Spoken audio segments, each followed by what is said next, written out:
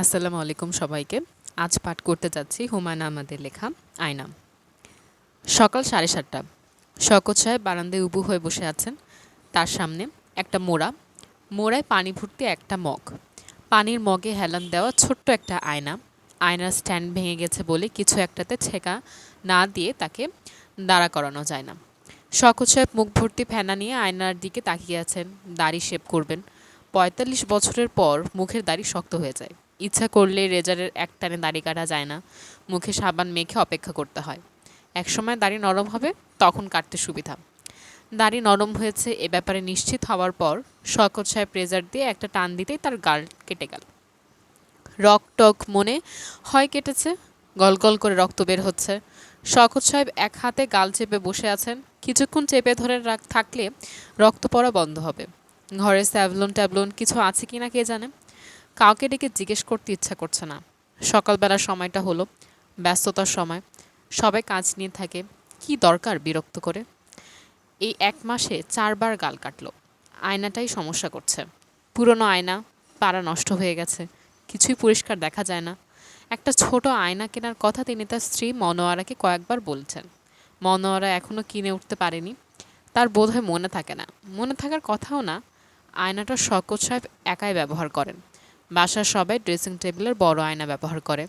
কাজেই হাত আয়নাটা যে পাড়া উঠে গেছে মনোয়ারার তা জানার কথা না। আর জানলেও কি সবসময় সব কথা মনে থাকে। শওকত সাহেব নিজেই কতবার ভেবেছেন অফিস থেকে ফেরার পথে একটা আয়না কিনে নেবেন। অফিস থেকে তো রোজই ফিরছেন, কই আয়না তো কেনা হচ্ছে না। আয়না কেনার কথা মনেই পড়ছে না। মনে পড়ে শুধু দাড়ি শেভ করার সময়। শোবার ঘর থেকে শওকত সাহেবের বড় মেয়ে ইরা বের হলো। সে এবছর ইউনিভার্সিটিতে ঢুকেছে। সেজন্যই সবসময় এক ধরনের ব্যস্ততার মধ্যে থাকে। শওকত সাহেব বললেন, মা, ঘরে স্যাভলন আছে?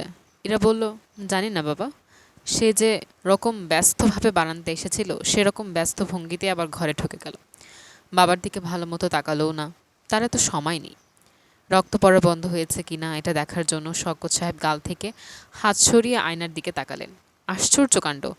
আয়নাতে দেখা যাচ্ছে ছোট্ট একটা মেয়ে বসে আছে। আগ্রহ নিয়ে তার দিকে তাকিয়ে আছে।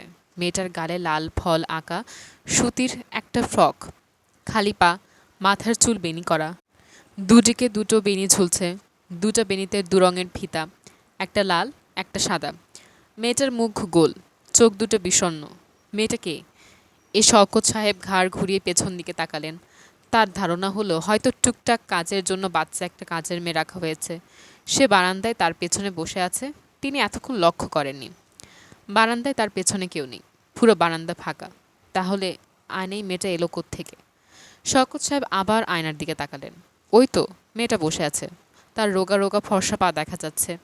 পিটপিট করে তাকাচ্ছে তার দিকে। ব্যাপারটা কি? মেয়েটা একটু জন্য ঝুঁকে এলো। শওকত সাহেবকে অবাক করে মিষ্টি গলায় বলল, আপনার গাল কেটে গেছে? রক্ত পড়ছে।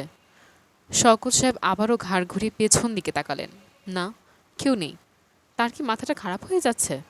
একমাত্র পাগলের এই উদ্ভট এবং বিচিত্র ব্যাপারটা দেখতে পায়। এই বয়সে পাগল হয়ে গেলে তো সমস্যা।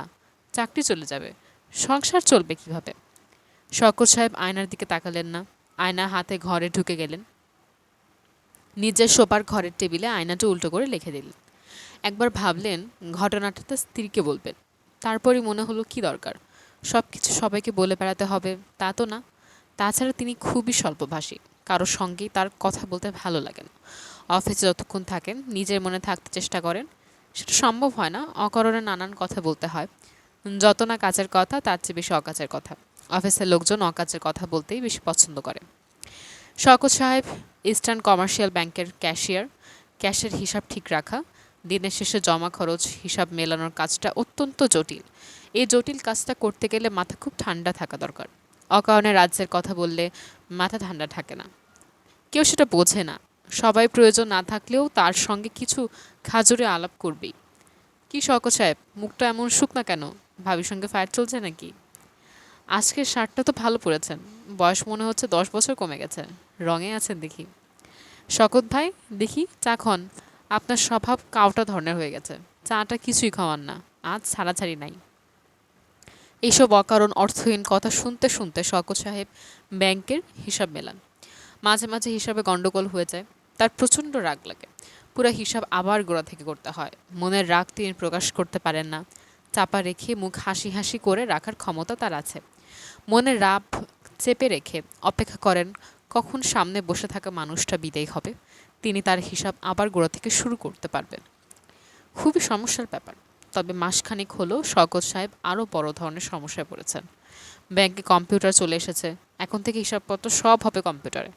চ্যাংরা একটা ছেলে, নাম সাজেদুল করিম, সবাইকে কম্পিউটার ব্যবহার করা শেখাচ্ছে। সবাই সেই গেছে, শওকত সাহেব কিছু শিখতে পারেনি। যন্ত্রপাতির ব্যাপার তার কাছে সবসময় অতি জটিল মনে হয়। সামান্য ক্যালকুলেটরও তিনি কখনো ঠিকমতো ব্যবহার করতে পারেন না, একটা বেড়াছাড়া হয়ে যায়। তাছাড়া যন্ত্রের ওপর তার বিশ্বাস নেই। তিনি যত দায়িত্বের সঙ্গে একটা যোগ করবেন, যন্ত্র কি তা করবে? কেনই বা করবে? ভুলভ্রান্তি করলে বড় সাহেবদের গালি খাবেন, তার চাকরি চলে যাবে। যন্ত্রের তো সেই সমস্যা নেই, যন্ত্রকে কেউ গালিও দেবে না, বা তার চাকরিও চলে যাবে না। তারপরেও কেন মানুষ এত যন্ত্র যন্ত্র করে? কম্পিউটার তার কাছে অসহ্য লাগছে, অনেকটা টেলিভিশনের মতো একটা জিনিস। হিসাব নিকাশ সব পর্দায় উঠে আসছে। এমনিতেই টেলিভিশন তার ভালো লাগে না, বাসে তিনি কখনো টিভি দেখেন না। যে যেটা অপছন্দ করে তার কপালে সেটাই জোটে, এটা বোধহয় সত্যি। তিনি টিভি পছন্দ করেন না। এখন টিভির মতো একটা জিনিস সবসময় তার টেবিলে থাকবে। অফিসে যতক্ষণ থাকবেন তাকে তাকিয়ে থাকতে হবে টিভির পর্দার দিকে। যে পর্দায় গান বাজনা হবে না, শুধু হিসাব নিকাশ হবে, কোনো মানে হয়? অফিস শুরু হয় 9টার সময়। শওকত সাহেব 9টা বাজার ঠিক 10 মিনিট আগে অফিসে ঢোকেন। তার টেবিলে পিরিচে ঢাকা এক গ্লাস পানি থাকে, তিনি পানিটা খান। তারপর 3বার কুলহু আল্লাহু পড়ে কাজকর্ম শুরু করে। এটা তার নিত্যদিনের রুটিন। আজ অফিসে এসে দেখেন কম্পিউটারের চ্যাংড়া ছেলেটা সাজেদুল করিম তার টেবিলের সামনে চেয়ারে বসে ভুর কুচকে সিগারেট টানছে। পিরিচে ঢাকা পানির গ্লাসটা খালি। সাজেদুল করিম খেয়ে ফেলেছে নিশ্চয়ই। সাজেদুল করিম শওকত সাহেবকে দেখে উঠে দাঁড়ালো, হাসি মুখে বলল, স্যার কেমন আছেন? ভালো আছি। আজ আপনার জন্য সকাল সকাল চলে এসেছি। ও আচ্ছা। জিএম সাহেব খুব রাগারাগি করছিলেন, আপনাকে কম্পিউটার শেখাতে পারছি না। আজ ঠিক করেছি সারাদিন আপনার সঙ্গেই থাকবো। শওকত সাহেব শুকনো মুখে বললেন, আচ্ছা। আমরা চা খাই, চা খেয়ে শুরু করি। কি বলেন স্যার? শওকত সাহেব কিছু বললেন না। বেল টিপে বেয়ারাকে চা দিতে বললেন। সাজেদুল করিম হাসি হাসি মুখে বলল, গতকাল যা যা বলেছিলাম সে সব কি স্যার আপনার মনে আছে? শওকত সাহেবের কিছুই মনে নেই, তবু তিনি হাসূচক মাথা নাড়লেন। একটা ছোটোখাটো ভাইবা হয়ে যাক। স্যার বলুন দেখি, মেগাবাইট ব্যাপারটা কি? মনে নাই। র্যাম কি সেটা মনে আছে? না। মনে না থাকলে নাই, এটা এমন কিছু জরুরি ব্যাপার না। মেগাবাইট র্যাম সবই হচ্ছে কম্পিউটারের মেমোরির একটা হিসাব। এক একজন মানুষের যেমন এক এক রকম স্মৃতিশক্তি থাকে, কম্পিউটারেরও তাই। কিছু কিছু কম্পিউটারের স্মৃতিশক্তি থাকে অসাধারণ, আবার কিছু কিছু কম্পিউটারের স্মৃতিশক্তি সাধারণ মানের। মেগাবাইট হচ্ছে স্মৃতিশক্তির একটা হিসাব। মেটা হলো 10⁻6 আর বাইট হলো 10⁻6 ভাগের 1 ভাগ। র্যাম হচ্ছে র্যান্ডম অ্যাক্সেস মেমোরি। স্যার বুঝতে পারছেন? শওকত সাহেব কিছুই বোঝেননি, তারপরে বললেন, বুঝতে পারছি। একটা জিনিস খেয়াল রাখবেন, কম্পিউটার হলো আয়নার মতো। আয়নার মতো? হ্যাঁ স্যার, আয়নার মতো। আয়নাতে যেমন হয় আয়নার সামনে যা থাকে তাই আয়নাতে দেখা যায়, কম্পিউটারও তাই। কম্পিউটারকে আপনি যা দেবেন সে তাই আপনাকে দেখাবে। নিজে থেকে বানিয়ে সে আপনাকে কিছু দেবে না, তার সেই ক্ষমতা নেই। বুঝতে পারছেন? হ্যাঁ স্যার। এখন আসুন মেমোরি এবং হার্ড ডিস্ক এই দুইয়ের ভেতরে পার্থক্যটা আপনাকে বুঝিয়ে বলি। আমার কথা মন দিয়ে শুনছেন তো? হ্যাঁ। শওকত সাহেব আসলে মন দিয়ে কিছুই শুনছেন না, আয়নার কথাই তার। নিজের আয়নার কথা মনে পড়ে গেছে। ব্যাপারটা কি? আয়নার ভেতর ছোট মেয়েটা এলো কীভাবে? মেয়েটা কে? তার নাম কি? চোখ পিটপিট করে তার দিকে তাকাচ্ছিল। বেয়ারা চা নিয়ে এসেছে। শওকত সাহেব চায়ের কাপে অন্য মনস্ক ভঙ্গিতে চুমুক দিচ্ছেন। সাজেদুল করিম বলল, স্যার। হ্যাঁ। আপনি কি কোনো কিছু নিয়ে চিন্তিত? না তো। তাহলে আসুন কম্পিউটারের ফাইল কিভাবে খুলতে হয় আপনাকে বলি। শুধু মুখে বললে হবে না, হাতে কলমে দেখাতে হবে। হার্ড ডিস্ক হলো আমাদের ফাইলিং ক্যাবিনেট। সব ফাইল আছে হার্ড ডিস্কে। সেখান থেকে একটা বিশেষ ফাইল কিভাবে বের করব। বিকেল 4টা পর্যন্ত শওকত সাহেব কম্পিউটার নিয়ে ঘটঘট করলেন। লাভের মধ্যে লাভ হলো তার মাথা ধরে গেল। প্রচণ্ড মাথা ধরা। সাজেদুল করিমকে মাথা ধরার ব্যাপারটা জানতে দিলেন না। বেচারা এত আগ্রহ করে বোঝাচ্ছে, তার ভাবভঙ্গি থেকে মনে হচ্ছে কম্পিউটারের মতো সহজ কিছু পৃথিবীতে তৈরি হয়নি। স্যার আজ এই পর্যন্তই থাক, কাল আবার নতুন করে শুরু করব। আচ্ছা। অফিস থেকে বেরোবার আগে জিএম সাহেব শওকত সাহেবকে ডেকে পাঠালেন।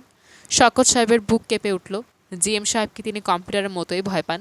যদিও ভদ্রলোক অত্যন্ত মিষ্টভাষী, হাসিমুখ ছাড়া কথাই বলতে পারেন না, জিএম সাহেবের ঘরে ঢুকতেই তিনি হাসিমুখে বললেন, কেমন আছেন শওকত সাহেব? জি স্যার, ভালো। বসুন, দাঁড়িয়ে আছেন কেন? শওকত সাহেব বসলেন। তার বুক কাঁপছে, পানি পিপাসা পেয়ে গেছে।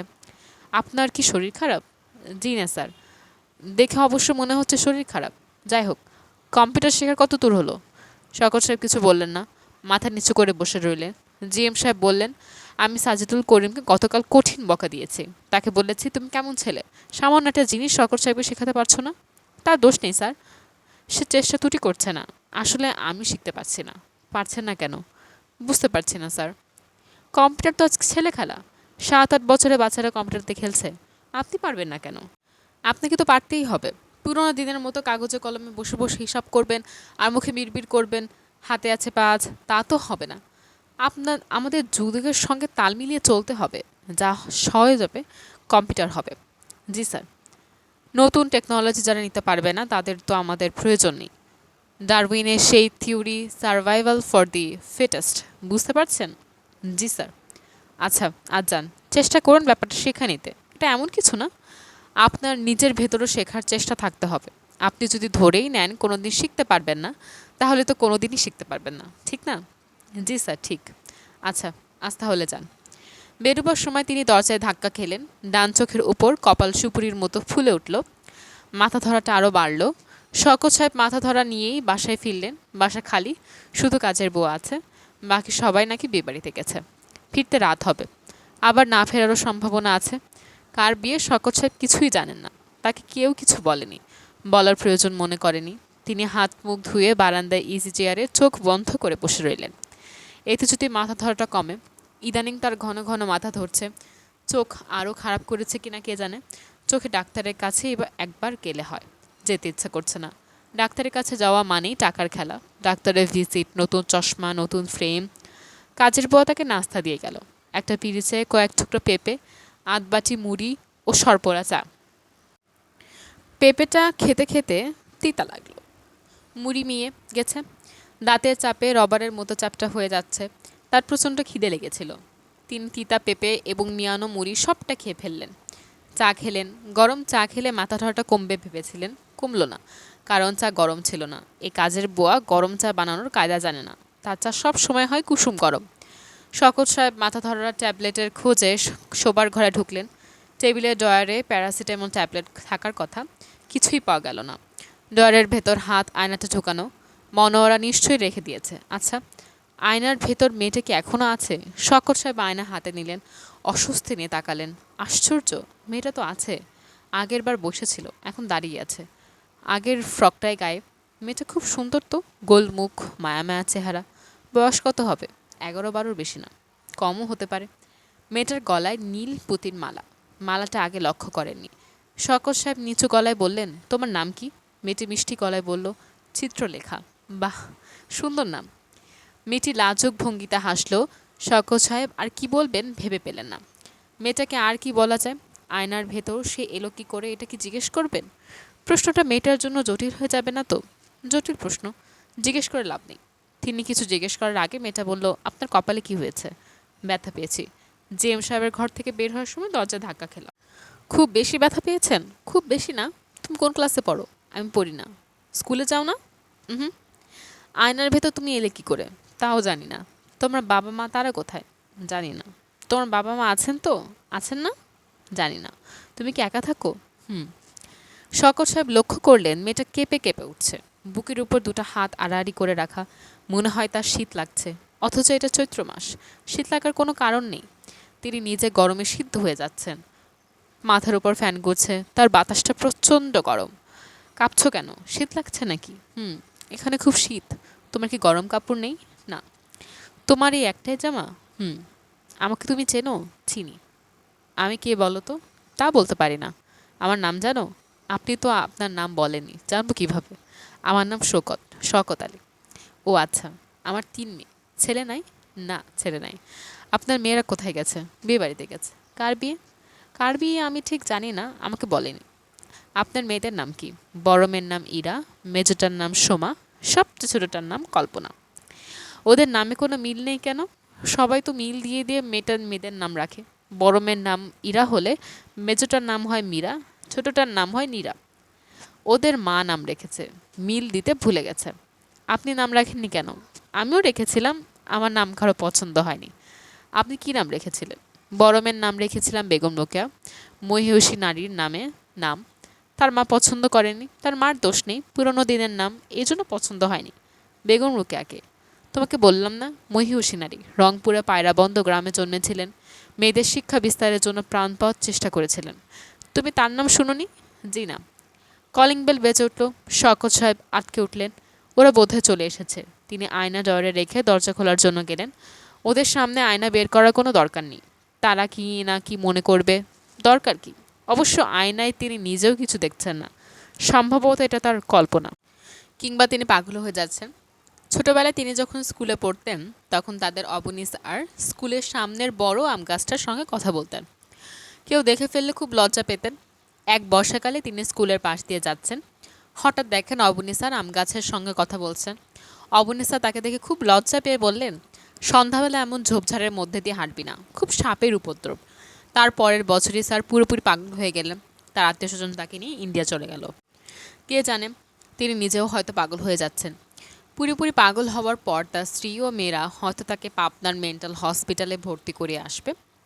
পাবনায় ভর্তি হতে কত টাকা লাগে কে জানেন। টাকা বেশি লাগলে ভর্তি নাও করাতে পারে।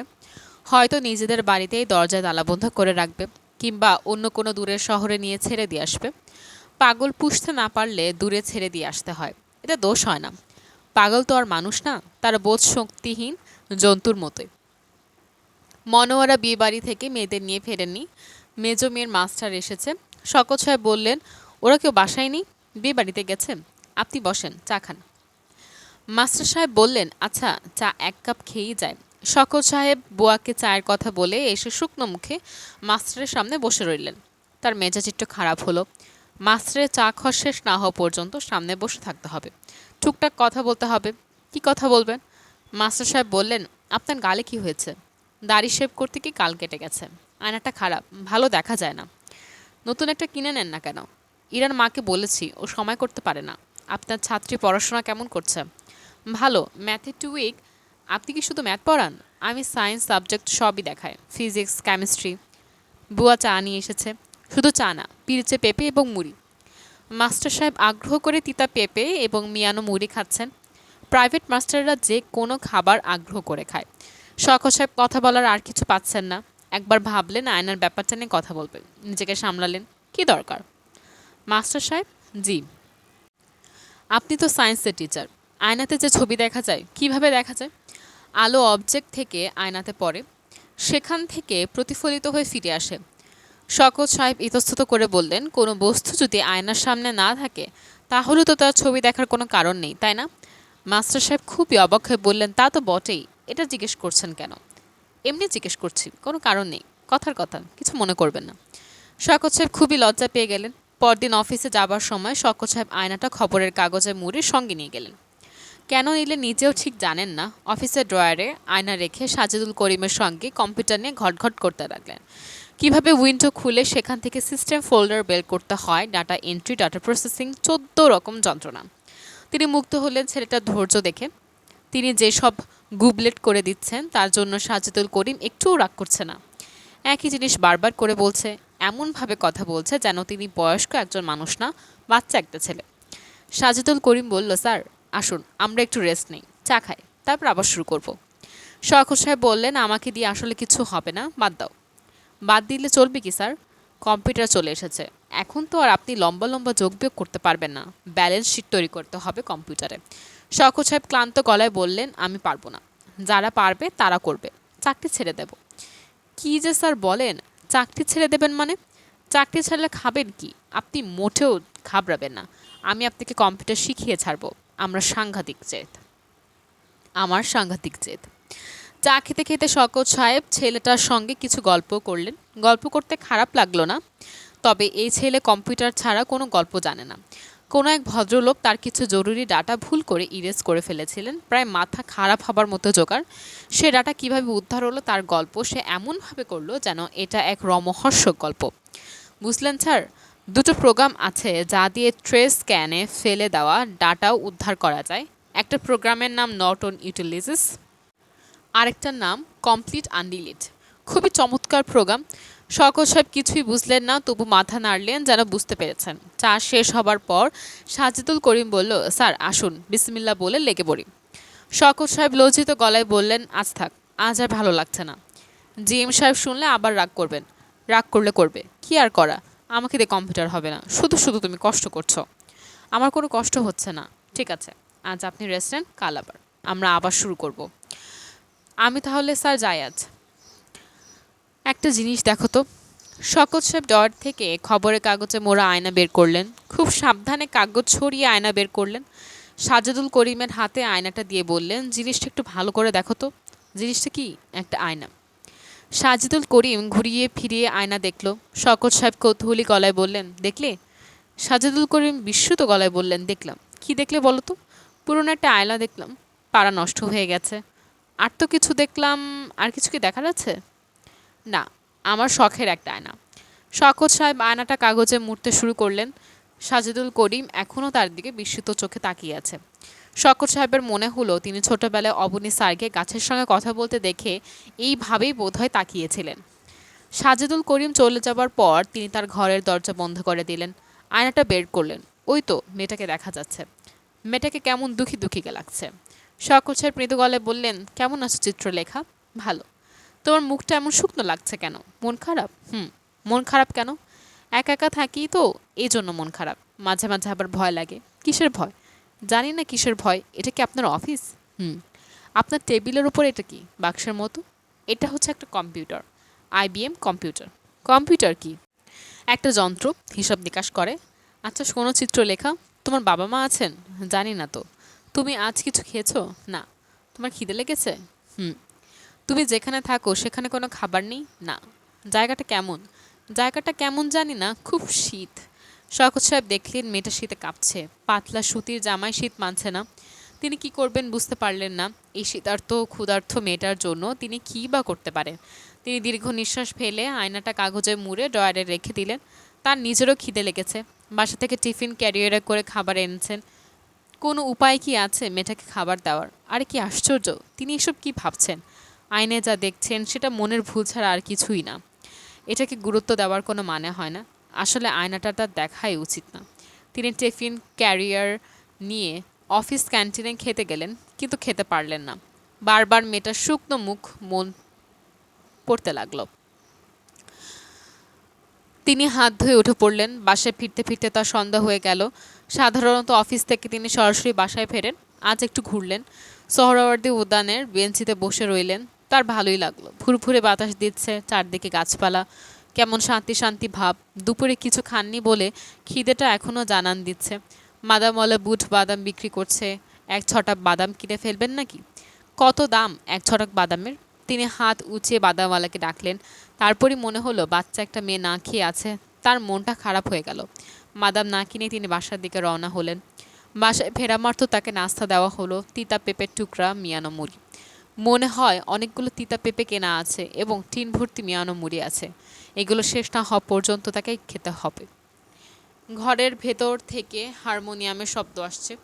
অপরিচিত একজন পুরুষ ব্যক্তি নাকি গলায় সারে গামাপা করছে। ইরার গলাও পাওয়া যাচ্ছে। ইরা গান শিখছে নাকি? সারে গা রে গামা গামা পা মা ধা পা ধানি ধানি সা। মনোয়ারা চায়ের কাপ নিয়ে শওকত সাহেবের সামনে রাখতে রাখতে বললেন, ইরার জন্য গানের মাস্টার লিখে দিলাম। সপ্তাহে 2 দিন আসবে। 1500 টাকা নেয় সে। বলে কয়ে 1000 করেছি। তবলচিকে দিতে হবে 300। মেয়ের এত শখ, তোমাকে বলে তো কিছু হবে না। কার কি শখ কি ইচ্ছা তুমি কিছুই জানো না। যা করার আমাকেই করতে হবে। শওকত সাহেব নিঃশব্দে চায়ের কাপে চুমুক দিলেন। 1000 যোগ 31300। বাড়তি 1300 টাকা কোত্থেকে আসবে? সামনের মাস থেকে বেতন কমে যাবে। প্রভিডেন্ট ফান্ড থেকে 10,000 টাকা লোন নিয়েছিলেন। সামনের মাস থেকে 500 টাকা করে কাটা শুরু হবে। উপায় হবে কি? তিনি কম্পিউটারও শিখতে পারছেন না। সত্যি সত্যি যদি এই বয়সে চাকরি চলে যায় তখন? মনোয়ারা বললেন, সোমাদে কলেজ থেকে স্টাডি ট্যুরে যাচ্ছে, তার 1000 টাকা দরকার। তোমাকে আগে ভাগে বলে রাখলাম। কি কথা বলছো না কেন? এই শওকত সাহেব স্ত্রীর দিকে তাকিয়ে ফ্যাকাশেভাবে হাসলেন। কিছু বললেন না। তোমার সঙ্গে বসে যে দুটো কথা বলবো সে উপায় তো নেই। মুখ সেলাই করে বসে থাকবে। আশ্চর্য এক মানুষের সঙ্গে জীবন কাটালাম। মনোহরও উঠে চলে গেলেন। ঘরের ভেতর থেকে এখন গানের কথা ভেসে আসছে। মনে হচ্ছে ওস্তাদ টিচার প্রথম দিনেই গান শেখাচ্ছেন। তুমি বাসো কি না তা আমি জানি না, ভালোবাসো কি না তা আমি জানি না। আমার কাজ আমি বন্ধু করিয়া যে যাব, চিন্তা হইতে আমি চিরন তালে যাব। শওকত সাহেব একা বসে আছেন। রাতে ভাত খাবার ডাক না আসা পর্যন্ত একাই বসে থাকতে হবে। আয়নাটা বের করে মেয়েটার সঙ্গে দুটো কথা বললে কেমন হয়? কেউ এসে দেখে না ফেললে হলো, দেখে ফেললে সমস্যা। কেমন আছো চিত্রলেখা? জি ভালো আছি। কে গান গাচ্ছে? আমার বড় মেয়ে ইরা। হ্যাঁ ইরা। তোমার দেখি নাম মনে আছে। মনে থাকবে না কেন? আমার সবারই নাম মনে আছে, ইরা, সোমা, কল্পনা। আপনাকে দেখে মনে হচ্ছে আপনার খুব মন খারাপ। আপনার কি হয়েছে? কিছু হয়নি রে মা। শওকত সাহেবের গলা ধরে এলো। দিনের পর দিন তার মন খারাপ থাকে। কেউ জানতে চায় না তার মন খারাপ কেন। আয়নার ভেতরের এই মেয়ে জানতে চাচ্ছে। তার চোখে প্রায় পানি আসার উপক্রম হলো। তিনি প্রসঙ্গ পাল্টাবার জন্য বললেন, তুমি কি গান জানো? জি না। আচ্ছা শোনো, তুমি যে বলেছিলে খিদে লেগেছে, কিছু কি খেয়েছো? খিদে কমেছে? মেয়েটা মিষ্টি করে হাসলো। মজার কোনো কথা বলছে এমন ভঙ্গিতে বলল, আপনি কি যে বলেন, খাবো কি করে? আমাদের এখানে কি কোনো খাবার আছে? খাবার নেই? না, কিচ্ছু নেই। এটা একটা অদ্ভুত জায়গা। শুধু আমি একা থাকি, কথা বলারও কেউ নেই। শুধু আপনার সঙ্গে কথা বলি। শওকত সাহেব লক্ষ্য করলেন মেয়েটা আগের মতো দুহাত বুকের উপর রেখে থরথর করে কাঁপছে। তিনি কোমল গলায় বললেন, শীত লাগছে মা? লাগছে। এখানে খুব শীত। যখন বাতাস দেয় তখন প্রচণ্ড ঠান্ডা লাগে। আমার তো শীতের কাপড় নেই, এ একটাই ফ্রক। দুঃখে শওকত সাহেবের চোখে প্রায় পানি চলে এলো। তখন মনোয়ারা বারান্দায় এসে দাঁড়ালেন। শীতল গলায় বললেন, আয়না হাতে বারান্দায় বসে আছো কেন? কল্পনার পাশে বসে তার পড়াটা দেখিয়ে দিলেও তো হয়। সব বাবারই ছেলেমেয়ের পড়াশোনা দেখিয়ে দেয়। একমাত্র তোমাকে দেখলাম অফিস থেকে এসে বটগাছের মতো বসে থাকো। বাবার কিছু দায়িত্ব তো পালন করবে। শওকত সাহেব আয়নাটা রেখে কল্পনার পড়া দেখানোর জন্য উঠে দাঁড়ালেন। সাজেদুল করিম অসাধ্য সাধন করেছে। শওকত সাহেবকে কম্পিউটার শিখিয়ে ফেলছে। কি স্যার, বলিনি আপনাকে শিখিয়ে ছাড়বো? শওকত সাহেব হাসলেন। তার নিজের এখনও বিশ্বাস হচ্ছে না তিনি ব্যাপারটা ধরে ফেলেছেন। সাজেদুল করিম বলল, আর কোনো সমস্যা হবে না। তাছাড়া আমি আপনার জন্য আরেকটা কাজ করেছি। প্রতিটা স্টেপ কাগজে লিখে এনেছি। কোনো সমস্যা হলে কাগজটা দেখবেন, দেখবেন সব পানির মতো পরিষ্কার। Thank you. আর স্যার, আমার ঠিকানাটা কাগজে লিখে গেলাম। কোনো ঝামেলা মনে করলেই আমার বাসায় চলে আসবেন। আচ্ছা বাবা, তুমি অনেক কষ্ট করেছ। আপনার অবস্থা দেখে আমার স্যার মনটা খারাপ হয়েছিল। রাতে দেখি ঘুম আসে না। তখন একের পর এক স্টেপগুলি কাগজে লিখলাম। সারা রাত চিন্তা করলাম কিভাবে বোঝালে আপনি বুঝবেন। শওকত সাহেবের চোখে প্রায় পানি আসার উপক্রম হলো। তিনি ভেবে পেলেন, এরকম অসাধারণ ছেলে পৃথিবীতে এত কম জন্মায় কেন। স্যার আমি যাই। জিএম সাহেবকে বলে যাচ্ছি আপনি সব শিখে ফেলেছেন, আর কোনো সমস্যা নেই। আরেকটা কথা স্যার, কম্পিউটারকে ভয় পাবেন না। তাকে ভয় পাওয়ার কিছু নেই। কম্পিউটার হচ্ছে সামান্য একটা যন্ত্র, এর বেশি কিছু না। শওকত সাহেবের চোখে এবার সত্যি সত্যি পানি চলে এলো। ছেলেটা যেন চোখের পানি দেখতে না পায় সেজন্য অন্যদিকে তাকিয়ে রইলেন। মনে মনে ঠিক করলেন আজ অফিস থেকে ফেরার পথে ছেলেটার জন্য একটা উপহার কিনবেন। দাম কিছু না, সেই সামর্থ্য তার নেই। তবু কিছু কিনে তার বাসায় গিয়ে তাকে দিয়ে আসবেন। একটা কলম বা এই জাতীয় কিছু। শুধুই টাকার মধ্যে কলম পাওয়া গেলে সুন্দর কিছু গোলাপ। তার সঙ্গে 500 টাকা আছে টেবিলের ড্রয়ারে খামের ভেতর রাখা। শওকত সাহেব 175 টাকা দিয়ে একটা ওয়াটারম্যান কলম কিনলেন। তারপর কোনো কিছু না ভেবেই চিত্র লেখার জন্য একটা সোয়েটার কিনে ফেললেন। গরমের সময় বলে ভালো ভালো সোয়েটার সস্তায় বিক্রি হচ্ছিল। সোয়েটার কিনতে 340 টাকা খরচ হয়ে গেল। সাদা জমিনের ওপর নীল ফুল আঁকা, সিনথেটিক উল।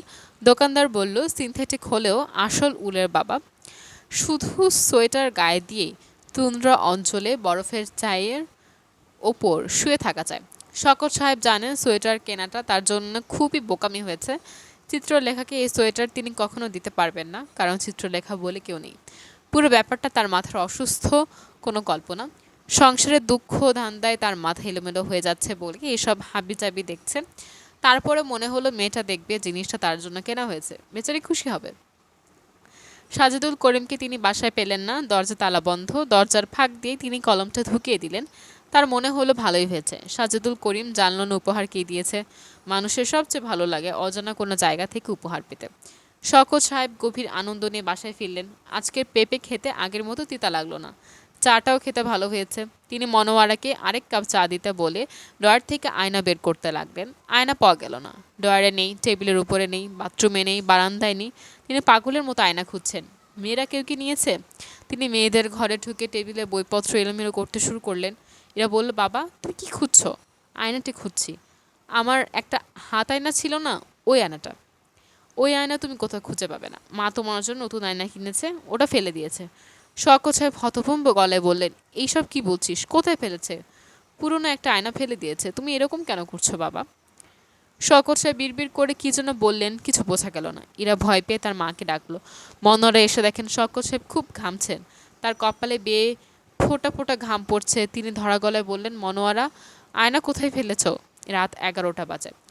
শওকত সাহেব বাসার পাশের ডাস্টবিন হাতড়াচ্ছেন। তার সারা গায়ে নোংরা লেগে আছে। তার সেদিক কোনো ভ্রুক্ষেপ নেই। তিনি দু হাতে ময়লা ঘেটে যাচ্ছেন। একটু দূরে তার স্ত্রী ও 3 কন্যা দাঁড়িয়ে। তাদের চোখে রাজ্যের বিস্ময়। বড় মেয়ে কাঁদো কাঁদো গলায় বলল, তোমার কি হয়েছে বাবা? শওকত সাহেব ফিসফিস করে বললেন, চিত্রলেখাকে খুঁজছি রে মা। চিত্রলেখা? চিত্রলেখাকে? আমি জানি না কে। শওকত সাহেবের চোখ দিয়ে টপ টপ করে পানি পড়ছে। তিনি কাঁপা কাঁপা বলে বললেন, চিত্রা মারে, ওমা তুই কোথায়?